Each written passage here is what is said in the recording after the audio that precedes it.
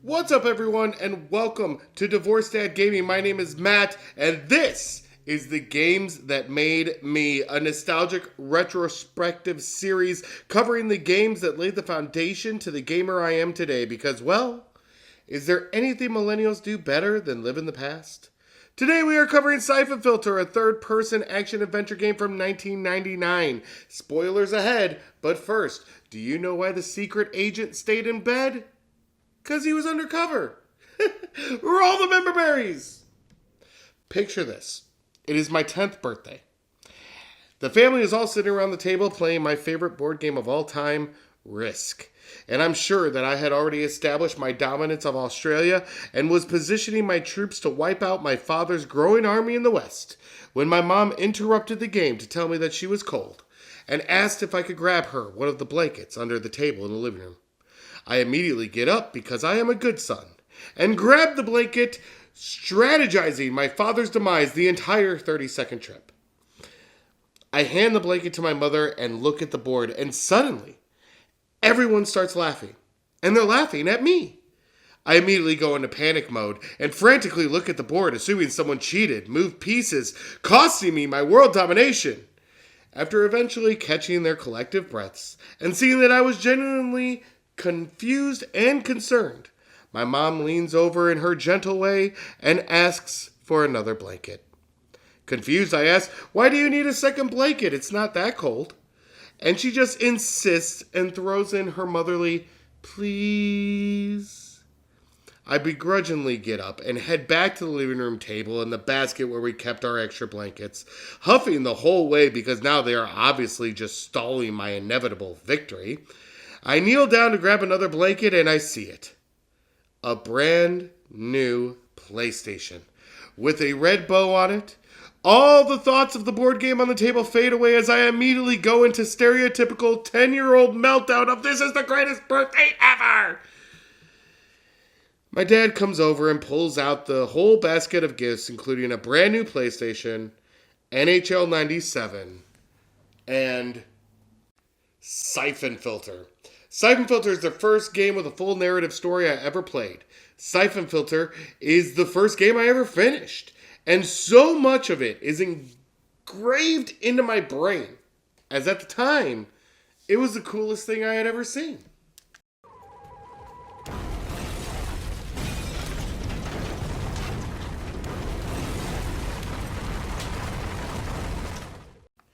Everything about Syphon Filter screams B-rated action movie. From the grand arsenal of weapons at your disposal, to the cheesy one-liners, to the air taser that holds enough voltage to set an enemy ablaze. Syphon Filter delivers all the badass power fantasies you could have playing as a covert secret agent. Now, while this is definitely a nostalgic love letter to my childhood, playing this game, 36-year-old me could not help but point out a few of the drawbacks playing this game in 2026 if you have never experienced this game before. So let's get some of the cons out of the way. First, the manual aiming system is very clunky and hard to control. And for the later levels, where landing a perfect headshot is necessary, it definitely adds a ton of frustration to the game. The voice acting and writing has its moments, but overall, well, it could use improvement. Erickson, move. Who are you? What do you want? I'll ask the questions. I need the access codes to the silo mainframes, now. But I don't know. I'm going to count to 3, then I pull the trigger. But look, I don't know the codes. 2. All right. Here it is. Please. Stay here. If you move a muscle before I return, I'll take you out myself. And then there's the movement. You will die at least once from the clunkiness of tank controls from a generation before the right stick existed for camera movement. Syphon Filter is far from a perfect game. However, I still believe it is severely overlooked for the great game as a whole that it is. The story of Syphon Filter is surprisingly layered and deep, filled with twists and turns. Some you don't expect, and some the writers shove in your face, reducing the impact of the eventual reveal. The story centers around Gabe Logan, a covert operative hunting a bioterrorist named Eric Romer, trying to stop him from releasing an apocalyptic virus named Syphon into the world. The story opens in Costa Rica with Gabe and his partner Leon Zing closing in on Romer in the jungle, where their undercover operative has provided intel to the location of Romer and his crew. However, turns out Romer is one step ahead of him. They are coming. Go, torch it. Burn it all. But what about the serum? Leave nothing. Now I will show you how I deal with informants. Finish him. With pleasure.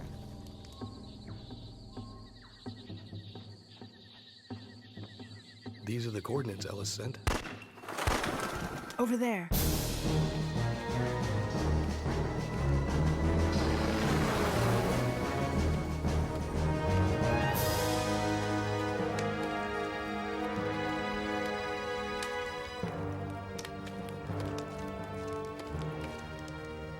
It's Ellis. Executed. Leon, you find anything? The place is torched. I don't know what they were growing, but it wasn't narcotics. Romer knew we were coming. So what's our next move? We watch for the next viral outbreak. We won't have to wait long.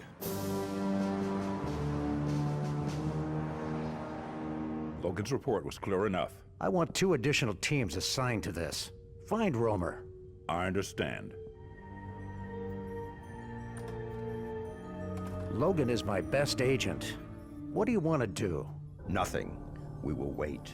We will wait and see what he can discover.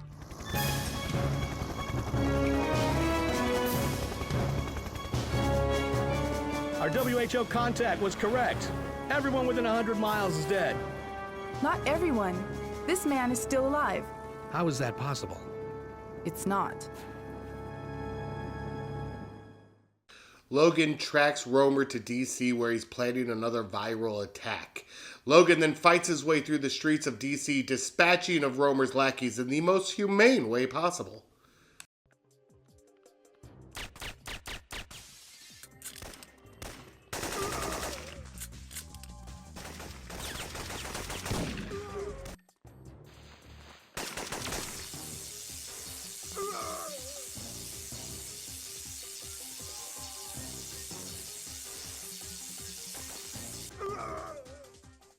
Logan follows Romer into the subway system, where he finds that Romer has a surprise waiting for him.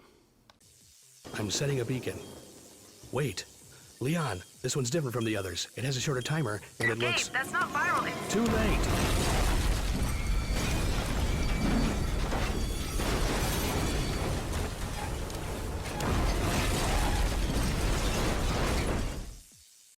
Now trapped in a burning subway, Gabe has to fight his way out and chase down Romer, dispatching more lackeys, including some that were not as lucky as Logan.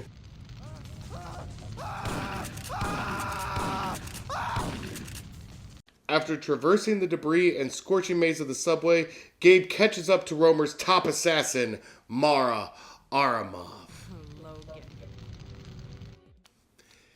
Logan is then thrust into a thrilling subway chase, dodging subway cars and trying to line up the perfect shot on Mara to drop her for good. And after finally shooting her in the head, this conversation happened. Where's Romer? Where are the other bombs? You're too late, Logan. We'll see. Now I get it. Shooting someone in the head and having a full-on conversation with them makes very little sense. It makes about as much sense as leaving said person unconscious and unrestrained in the subway makes. Which, by the way, she does escape, we find out later. Anyway, moving on for the plot. Logan has to rush across DC to Memorial Park, where it's rumored that Romer is stationed. He finds out that his fellow agent Benton is under heavy fire from Romer's forces. So Gabriel Logan enters the park to rescue his fellow agent and end Romer's dastardly deeds. You make your way through Washington Park, helping CBDC disarm viral bombs, and stopping hostage situations until you are too late to help Benton and his team, as his team has been wiped out and Benton is missing. You finally reach the Freedom Memorial in the center of the park, where Romer is rumored to be stationed. And you begin one of the greatest boss battle intros ever. Anton Gurdu. I hope Romer's paying you enough to die for him. Gabriel Logan. Always the optimist. Look around, Logan. This hall contains a mosaic depicting the entire history of your country's wars and aggression. We are about to make an addition to it. I don't think so, Gurdu. It ends here. With strategic dodging of Gurdu's flamethrower and shooting the explosive pack on his back, you will eventually defeat the flamethrowing madman Anton Gurdu and save DC! Gabe, are you alright? He's finished, Leon. Get CBDC in here. Tell Benton I need an evac. Copy that. Well done. After the New York attack, Gabe and Leon meet with their boss Markinson, where they determine there is no way a terrorist like Romer is sophisticated enough to pull this off on his own. Their investigation into Romer's funding leads them to Jonathan Fagan, the CEO of Farcom, the pharmaceutical company. Yeah, the pharmaceutical company, Farcom. Gabe is then tasked to infiltrate a party Fagan is hosting at a museum and plant a wire on him, which means it's time for Gabe to get dressed to the nines, James Bond style. Leon, something's up. Fagan's moving. I'm going to follow him. But Gabe, his wire is coming in clear. I know, but I want to be there in case something is going down. Be careful. If any of his security guards spot you outside of the reception area, Fagan will know you're here. I won't let anyone see me. And cue the first stealth mission of the game, where you now have to follow Fagan through the museum, quietly dispatching his guards along the way, through a Stonehenge exhibit, through an ancient Egypt exhibit, and carefully crafting your approach to bypass his eagle-eye security.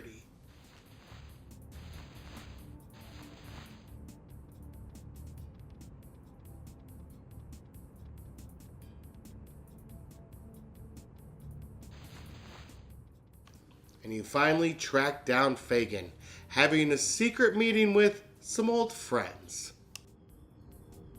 What are you doing here? You were never to come here. Plans have changed. Get out, both of you.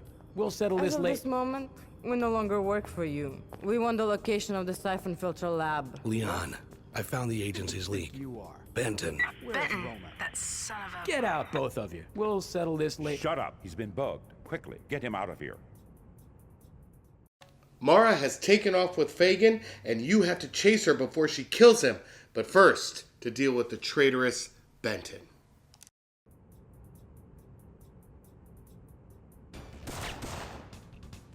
He's finished.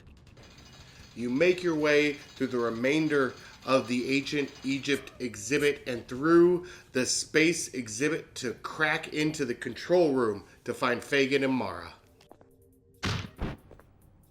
Leon, I've jacked in. What have you got? I've got him. They're in the dinosaur exhibit. You can't let her assassinate him, Gabe. Only Fagan knows where the virus is being manufactured.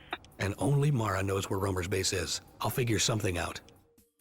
You have to get to Mara and fast. You make your way to the top of the lobby, the fastest way to Fagan. But the problem is Leon can't find a way down. So, what else is Gabe to do?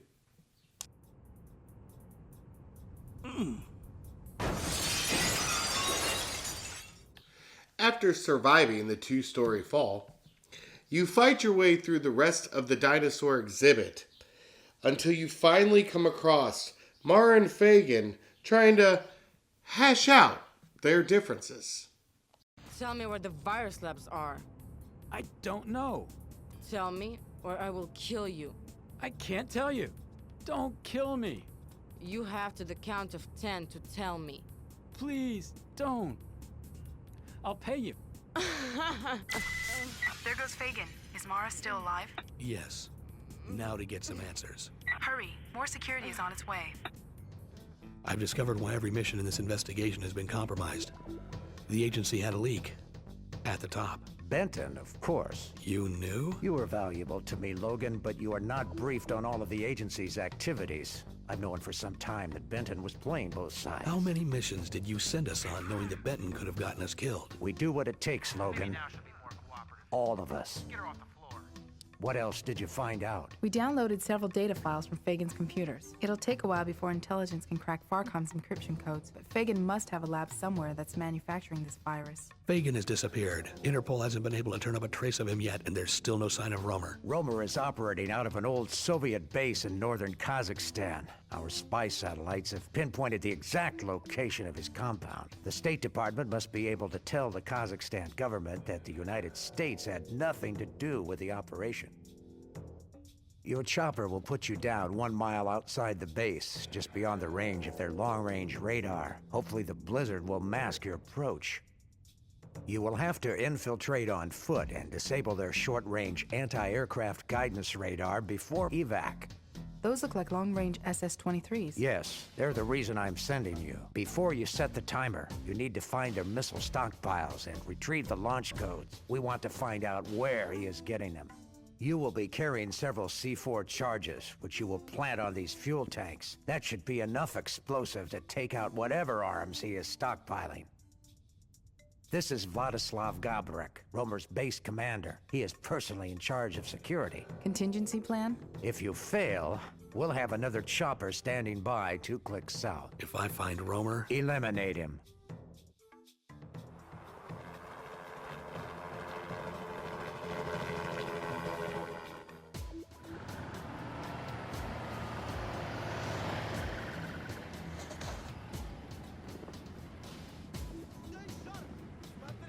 I'm on my way in.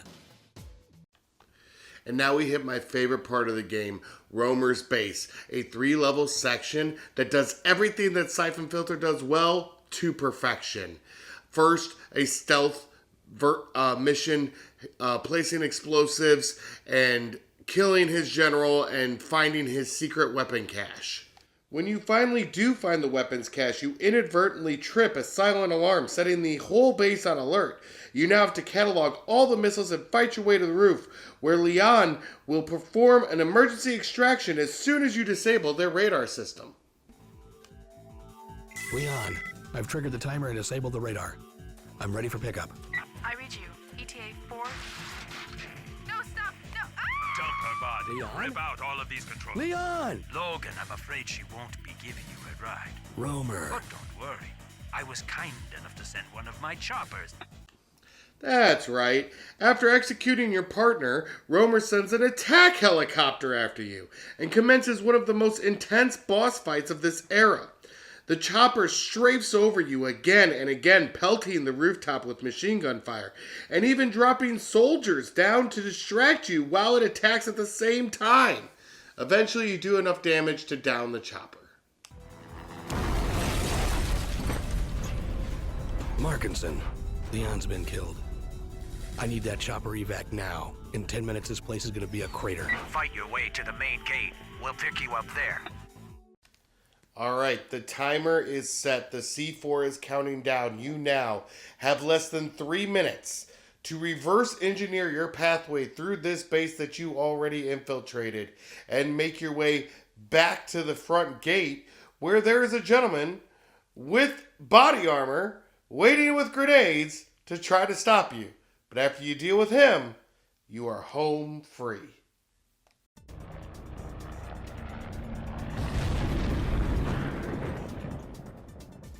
My God.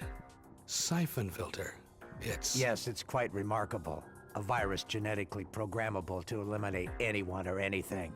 Imagine a weapon that could target specific demographics, ethnic groups, that could wipe out whole continents except for those chosen to survive. The outbreaks we've been tracking. Tests, evidently. We've traced Fagin to this abandoned cathedral.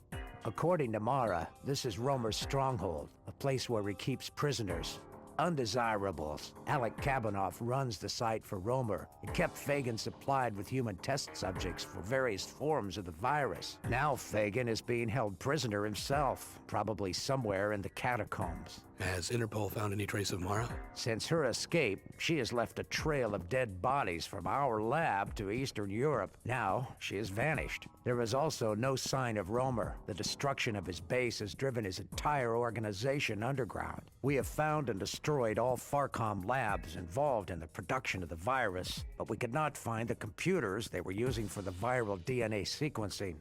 You have to get their location from Fagin. Your team... I don't want a replacement for Leon. You don't get one. I'll be taking you into the strike zone myself. Our labs have been able to synthesize a very small amount of vaccine. Give one shot to any test subjects you find. Radio me as soon as you find Fagin. Okay, let's do it.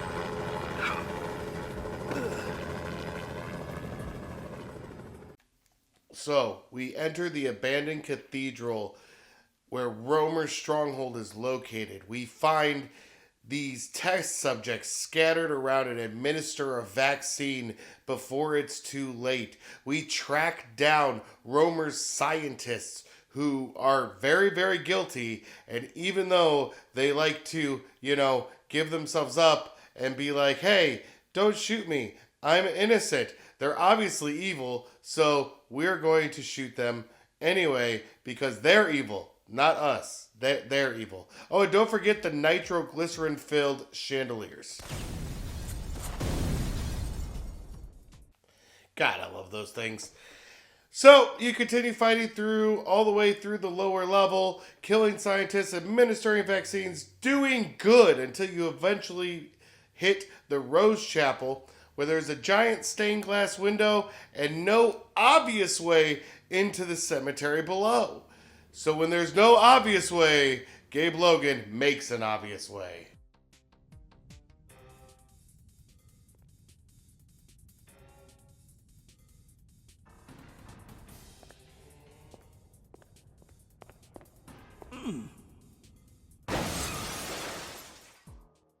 Is it over the top? Yes. Is it awesome?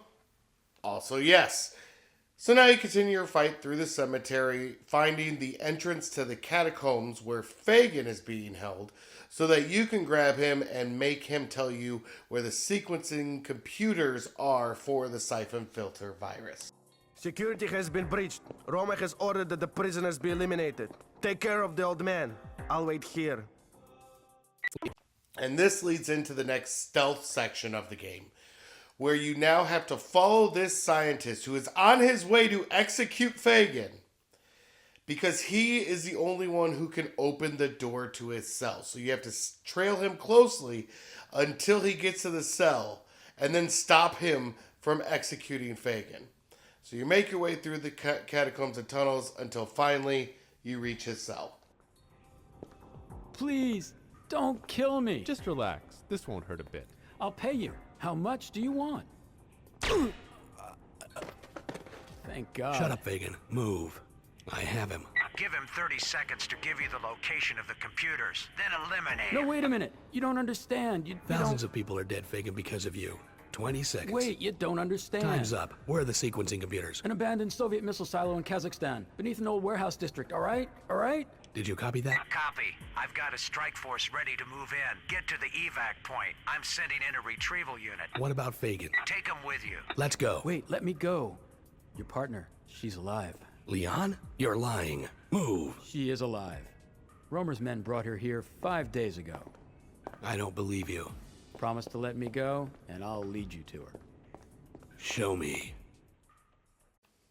Oh, snap! Leon might be alive! So now we enter into this section where you have to escort Fagin through the tunnels. And let me tell you, Fagin's AI makes Ashley from Resident Evil 4 look like a friggin' genius. That being said, you eventually follow him down to the tunnels where he leads you to a prisoner's cell that he claims is Leon's. And we have this moment. That's her cell. You're on your own now. Leon! Gabe, how did you get Thank here? God. I thought... We have to get out of here. The siphon filter virus. I know. We have the computer's location. Markinson is already on his way. Gabe, I've been infected. We have to get to Fagan's warehouse before the agency destroys everything. But they found a vaccine. The test There subjects... is no universal vaccine. You have to know the specific genetic lock and key for each programmed virus. Only Fagan's computers have that information. But that means... Follow me. I know the way out. Yes, Leon is alive and apparently infected with the siphon filter virus, which apparently there's no vaccine for. But wait, what were you giving the test subjects earlier? I'm sure it's nothing to worry about. Anyway, you and Leon make your way back through the tunnels, which her AI is not much better than Fagan's, but at least she gets a gun, which makes her so much more useful. There's someone up ahead. Please. They're all the same in the end. Mara. We don't have much time. If you don't stop them, we will all die. Come on, I have a chopper. So yeah, Mara Aramov, famous assassin, is on your side now. I guess the whole genocide thing didn't sit right with her.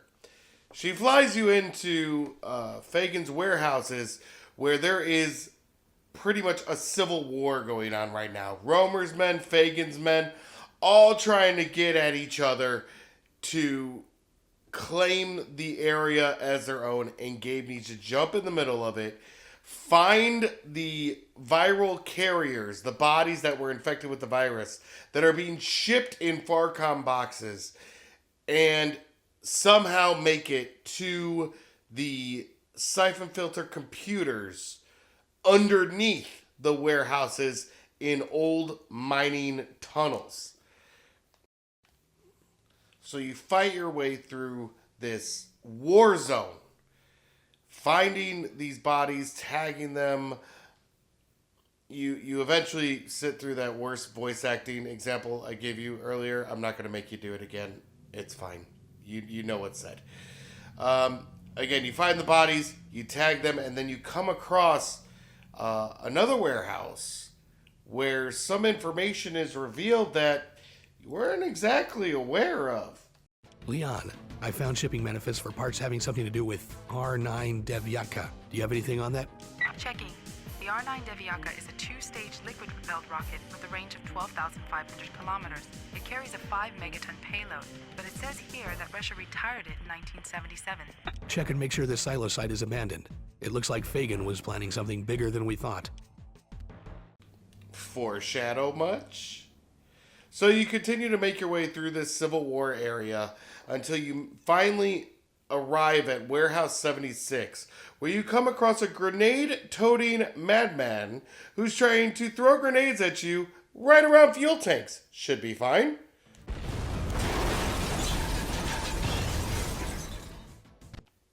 So now Warehouse 76 is ablaze, and it is the only way to get down into the mining tunnels to reach the silo. So of course you've got to make your way through this burning warehouse, which, by the way, has these awesome cinematic running sections, which a lot of games borrowed from in the future.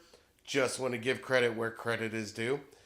But you make your way through the burning warehouse and eventually find the elevator and make your way down to the mining tunnels.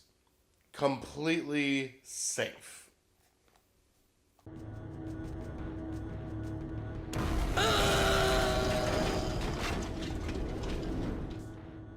Alright, let me just address this now. You're not going to hear me really go over what just happened, the explosion on the elevator and Gabe falling down the shaft, because the game doesn't.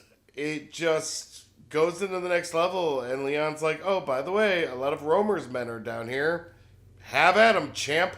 And there's no real addressing the explosion that just happened, so unfortunately we're just going to skip that for the plot. So, you're in the mining tunnels. And as you're in the mining tunnels, you find out that there are lasers stopping you from progressing to the silos. So now you have to find a control room to disable the power and be able to make your way into the silo. You dodge cave-ins and Romer's elite guard as you eventually find your way into the control room and turn off the power? No. We're Gabe Logan. We don't just turn off the power. We decide we're going to overload the generator.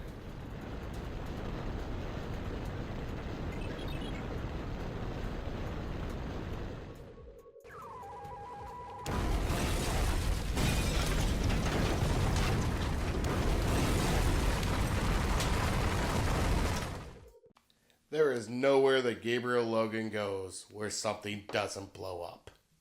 So now you have all the power out in the mining tunnels, and you have to make your way through the dark tunnel with your trusty night vision sniper rifle, eliminating Romer's men and reaching the elevator that will bring you to the missile silo. But by the way, in one of the briefings to these missions, I couldn't even find it, there is a single line that says that what you were injecting into the patients was actually what they use in lethal injections. You were killing those patients. And it's just a throwaway line in a briefing. Like, that should have been a moment. Come on, writers. Anyway, back to the story. Leon, I don't think this is an abandoned silo. There's an R9 Devyaka sitting here ready to launch. Fagin was planning something big. Can you see the launch computer? It shows countdown in progress, and the access codes I have won't let me in. Damn, you won't be able to stop it from launching. You have to get its self-destruct codes and detonate it when it reaches the atmosphere. Where do I find the codes? There's a panel on the missile itself, near its base. Get down to level 3 before it launches. Once it's launched, you'll have to get to level 2 to trigger its detonation. Yep, the missile's already fueled, ready for launch. So you have to fight your way down a level and get right next to the giant rocket that's about to launch and get the self-destruct codes off the side of it before it launches, which you are able to do, and then you see an old friend. Markinson. Of course I knew you would solve the puzzle eventually. I expect only the best from my men. Where is Romer? You're asking me? How long has Romer been working for you, Markinson? Since your mission to Costa Rica. When you discovered the connection between Romer's plantation and Fagin, I did some digging of my own through our monitor at the WHO. And decided that you wanted the virus for yourself. For the agency, actually. And the missile? The missile was my idea. Markinson came here to stop it, but he was too late. As are you. Who's the target, Romer? Does it matter? Yep, Markinson was a bad guy, and now he's dead. Romer was using him and Benton this whole time to further his terrorist plot so that he could launch this missile and cause mass destruction, initiating the start of World War III. And now the pressure is on. Romer has taken off across the base, and you must give chase. And you have less than 3 minutes to reach the computer on the other side of the facility and input the self-destruct codes and blow up the missile before it can reach its destination. And 3 minutes is just enough time. The game was coded very well as I reached the computer with 3 seconds left. Leon, I made it. I'm triggering the missile's detonator now. NATO spy sats are tracking it. There it goes. Thank God, Gabe, you've done it. I'm downloading the virus information now. I'm ready for pickup. Don't you know when to quit, Logan? We'd have made a great team. I don't think so. Finally, Romer and Logan face to face, and Romer has a grenade launcher and full body armor. Great! So, you basically have to find your way up onto this ledge, kill these men, where you find a case full of gas grenades, which is the only way to take out Romer. And once you get the gas grenades, you are actually safe on this ledge. He cannot attack. So you just Take your time, aim where he's going to be walking, and then, ladies and gentlemen, I give to you the greatest voice acting performance of the death of a villain ever. Logan! Logan!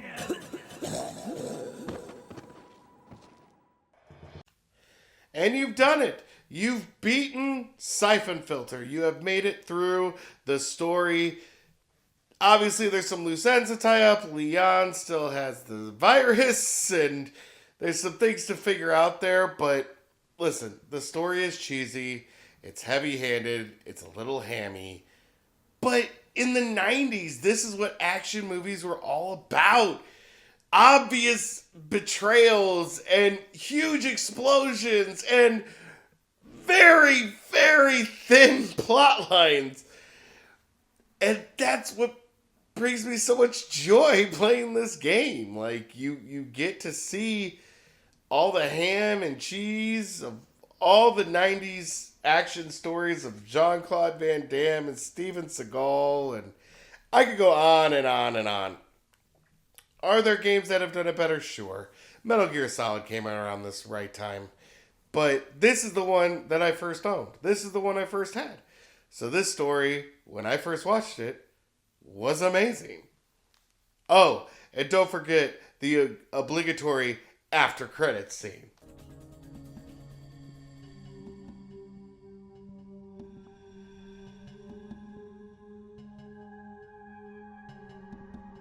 Well done, my dear. Well done.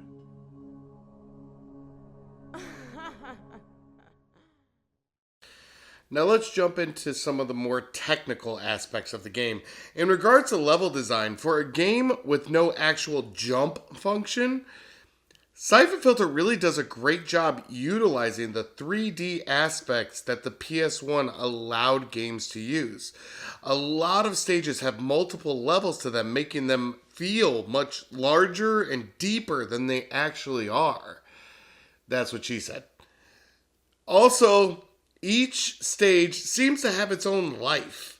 From the different color schemes, like the green of Washington Park or the gray of Romer's Base, the colors and gimmicks to each stage make them feel alive and unique. If I had any gripe in regards to level design, it would be in the second half. Some of the levels feel redundant, specifically Romer's Stronghold and the Farcom Warehouses stages. They're really just one big stage divided into two parts. You're doing the same objectives. They have the same parameters. So it's not really different. It just seems like the programmers were set on having the nice round number of 20 levels. Syphon Filter does use a targeting system that I still see as revolutionary, but we really haven't seen anything like it since. I think it's because a lot of third-person games adopted the take cover and fire kind of style that like Gears of War had. Where run and gun games just really aren't the big thing anymore. However, the targeting system in Syphon Filter really does a fantastic job at making you feel like a 90s super spy. This system takes into account your posture, objects in your way, and your movement, all working together to decide how much of a chance you have to hit with your shots. It's well done, and the creators deserve a lot of credit for coming up with it. All in all, Syphon Filter is a very important part of my childhood and one of my favorite games of all time. I know I spent a lot of time on the story, but that's really what this game is all about. The story is awesome, even with the cheesiness. Like, the morally gray areas they throw in and the memorable characters. It's fantastic. Review-wise, the critics gave it, Metacritic gave it 90%. IGN gave it 6.5 out of 10 because IGN. GameSpot gave it a 9 out of 10 for a grand average total of 8.16 out of 10, which we are going to be pretty close on, actually. Looking at it from an unbiased, gotta take myself back point of view, I'm at a solid 8 on it. It's still fun to run around shooting with Gabe Logan. and still fun to go through the story. So I'm going to give it an 8 out of 10. Nostalgic wise, it's a 9 out of 10 easy because I grew up with it, but I have to take away a little bit if someone's just jumping in and seeing the subpar voice acting for themselves for the first time and things like that. But it's on PlayStation Classics, on PlayStation Premium. Try it out for yourself and leave in the comments, what was your experience like playing through Syphon Filter, especially if it's your first time. I would love to hear what you thought of it. That being said, this is Divorced Dad Gaming, and this has been the games that made me. My name is Matt, and may you all live as long as you want, and never want as long as you live. See you next time, guys.